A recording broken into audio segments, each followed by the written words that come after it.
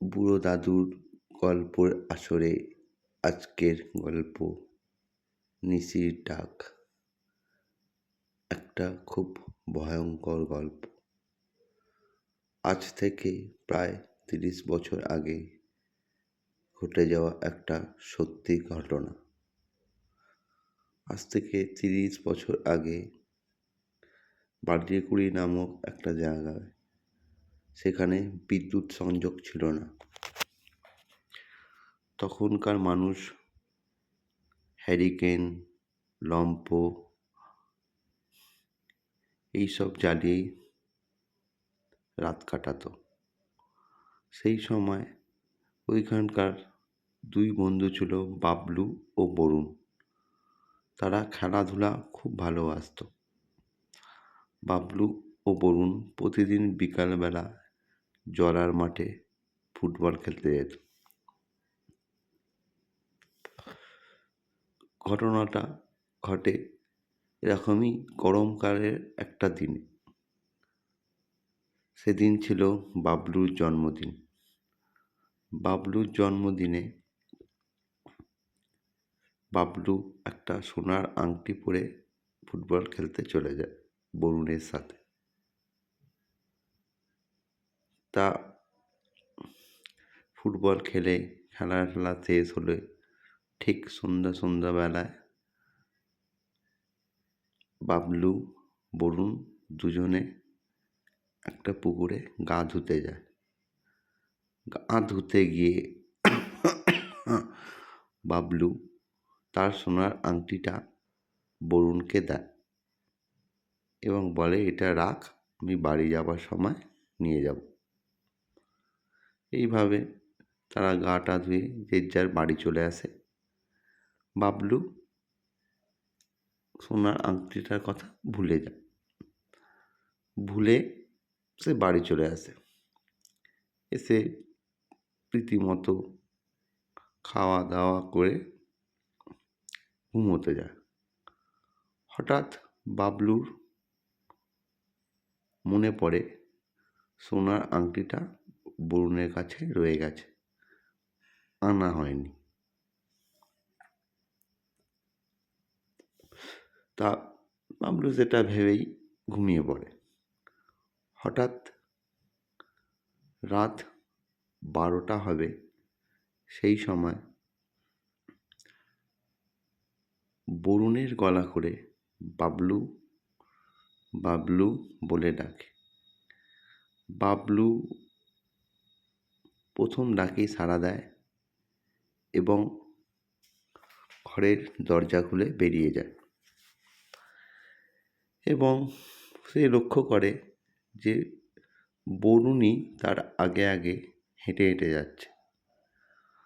বাবলু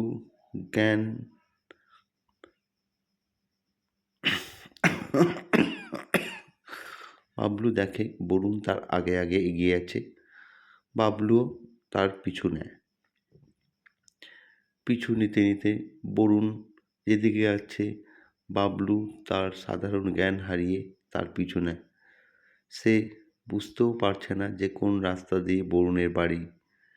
সে এইভাবে এগিয়ে যাচ্ছে। এগিয়ে একটা পাতকুয়ার মাঠ বলে জায়গা আছে, সেই মাঠ টপকে চলে যায় খাল পাড় টপকে বাবলু তার পিছু নেয়। সেই সময় তার মনেও পড়ে না সে কোথায় যাচ্ছে। সে সেইভাবেই চলে যায়, যেন সে একটা মোহতে হেঁটে যাচ্ছে।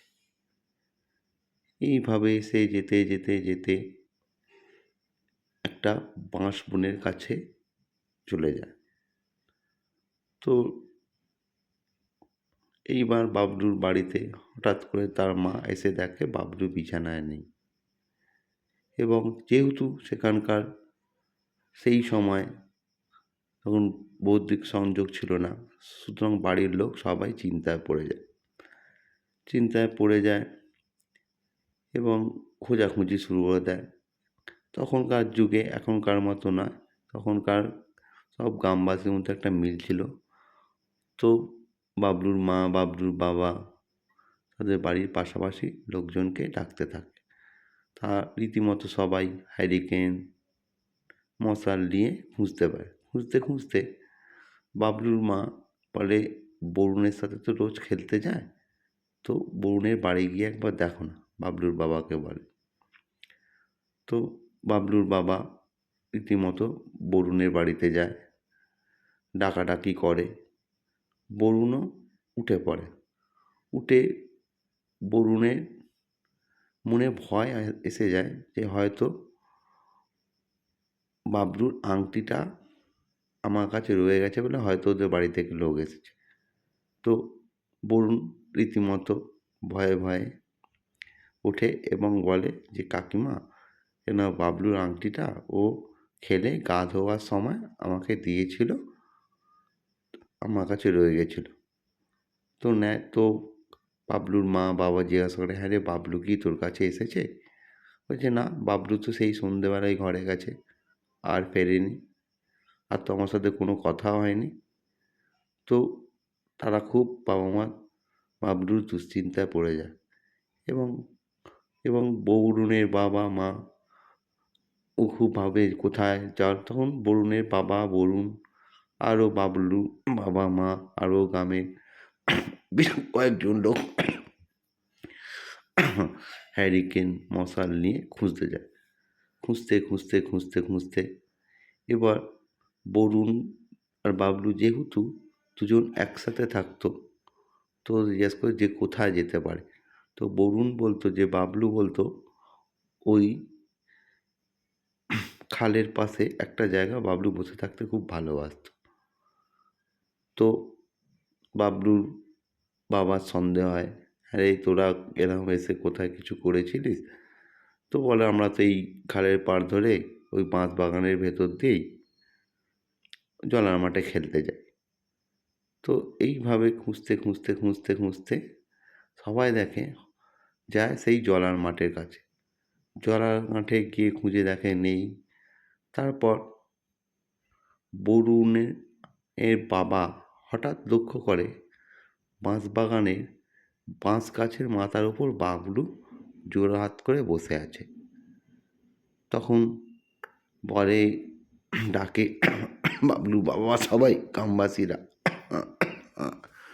যায়, গিয়ে বাবলুকে গাছ থেকে নামিয়ে অচেতন অবস্থায় পায়।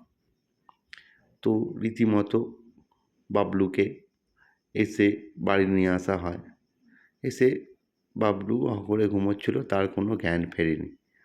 সকাল 9টা নাগাদ বাবলুর জ্ঞান ফেরে। তখন তাকে জিজ্ঞাসা হয়, হ্যাঁ রে, কী হয়েছিল? তখন বাবলু বলে যে, আমি জন্মদিনের আংটিটা মা দিয়েছিল, আমি ওইটা পরে খেলতে গিয়েছিলাম। তো আমি খেলতে গিয়েছিলাম, তো গা ধোয়ার সময় আমি বরুণকে দিই আংটিটা, দিয়ে আমি চলে আসি ঘরে এবং ভুলে যাই। রাত্রিবেলা আমার কথাটা মনে পড়ে, তো আমি শুয়ে পড়ি। হঠাৎ আমাকে রাত্রিবেলা বরুণ ডাকতে আসে এবং ডাকায় আমি দরজা খুলে বেরিয়ে যাই। বেরিয়ে বরুণ আমাকে এনে এই গাছের তলাতে গাছের উপরে তুলে দিয়েছিল। তো এ থেকে এরপর আমার আর কিছু মনে নেই।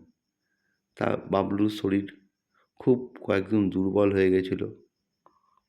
নিশিরা এইভাবেই ডেকে নিয়ে যায়। নিশিদের এক ডাকে সাড়া দিলেই বিপদ। তাই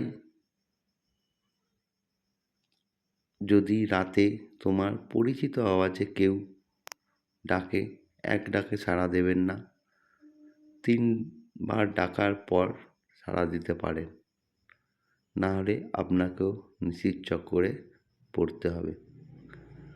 আজকের গল্প এটুকুই। আজকের গল্পের নাম নিশির ডাক। সবাই ভালো থেকো বন্ধুরা। বুড়ো দাদুর আসরে